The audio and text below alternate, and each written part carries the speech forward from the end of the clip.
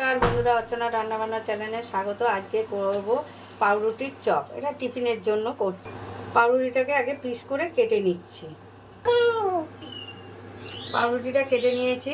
এবার চপ ভাজার জন্য নিয়ে নিচ্ছি কর্নফ্লাওয়ার, দিয়ে দিচ্ছি বেসন,